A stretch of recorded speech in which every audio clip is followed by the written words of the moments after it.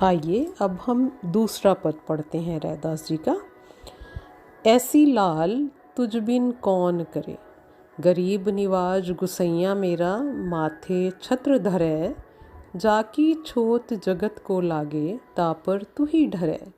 नीच हो ऊंच करे मेरा गोविंद, काहू ते ना डरै, नाम देव कबीर तिलोचन, सधना सैन तरे।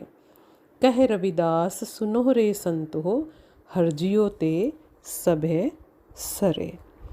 प्रस्तुत पद में कवि रैदास जी ने भगवान की अपार उदारता, कृपालुता और उनके समदर्शी स्वभाव का वर्णन किया है। उनकी मान्यता है कि भगवान ने निम्न कुल में उत्पन्न सभी भक्तों को बहुत ही सहज भाव से अपना लिया है और संसार में उन्हें एक सम्माननीय स्थान दिलाया है। ऐसी लाल तुझ बिन कौन करे। कवि रैदास जी कहते हैं, हे ईश्वर, आपके अतिरिक्त भक्त को भला इतना मान सम्मान देने वाला और कोई नहीं है।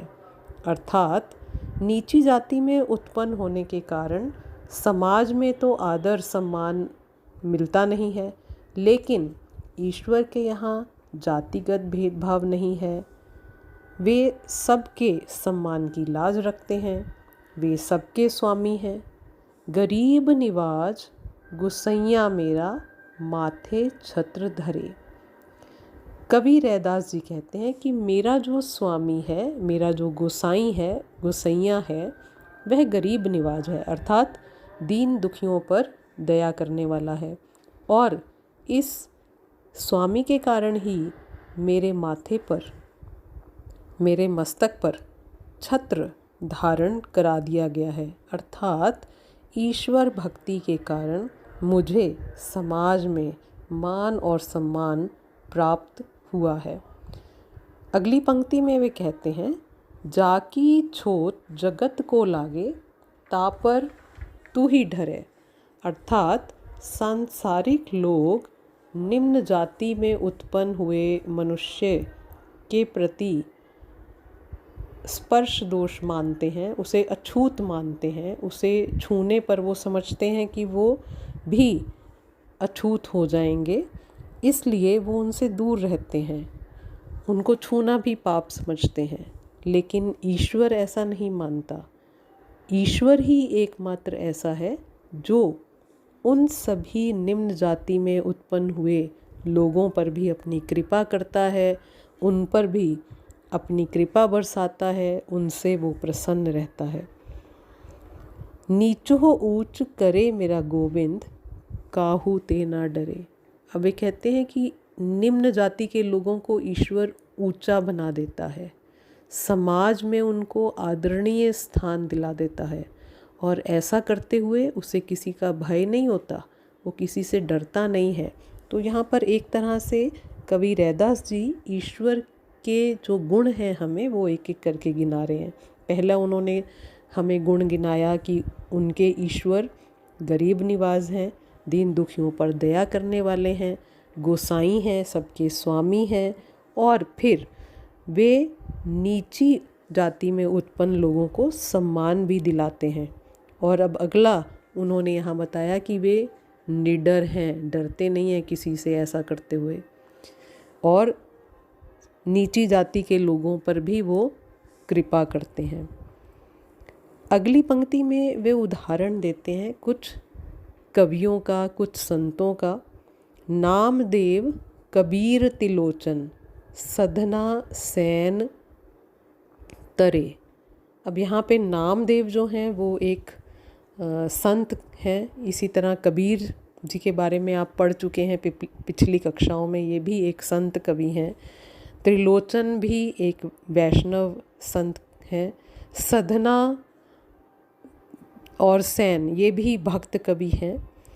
ये सब जो हैं ईश्वर की भक्ति के कारण इनका उद्धार हो गया। तरे मतलब उद्धार होना, अर्थात ये सभी जो संत कवि थे ये निम्न जाति में उत्पन्न हुए थे, लेकिन ईश्वर की कृपा से, ईश्वर की भक्ति के कारण ये इस भवसागर से पार हो गए और इस संसार में इनकी प्रसिद्धि हो गई। अब यहाँ अगली पंक्ति में, अंतिम पंक्ति में कवि रैदास जी कहते हैं, कहे रविदास सुनो रे संतो, हर जियो ते सभे सरे। हर जियो अर्थात ईश्वर, हरि जियो यानी हर जियो।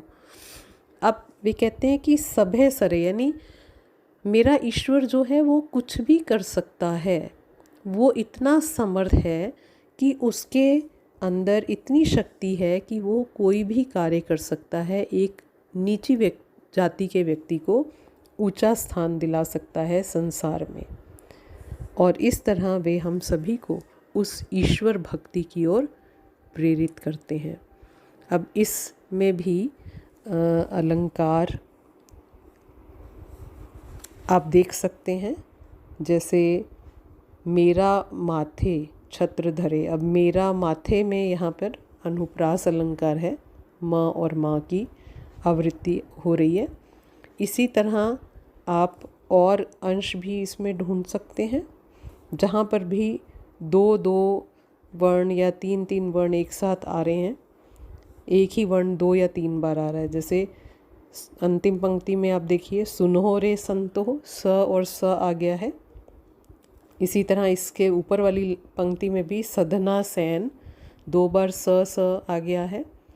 रैदास जी ने इसमें मूल भाषा ब्रज का प्रयोग किया है। इस दूसरे पद की ये खास विशेषता यह भी है कि इसमें रैदास जी ने अपने प्रभु को अलग अलग नामों से पुकारा है।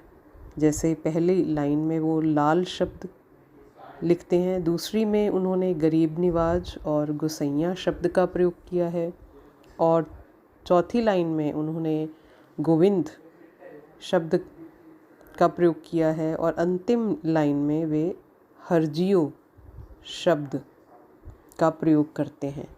इस पद की एक और ख़ास बात ये है कि इसमें उन्होंने अपने समय की जो सामाजिक बुराई थी, यानी अस्पृश्यता या अछूत जो समस्या थी, उसका यहाँ उल्लेख किया है उन्होंने।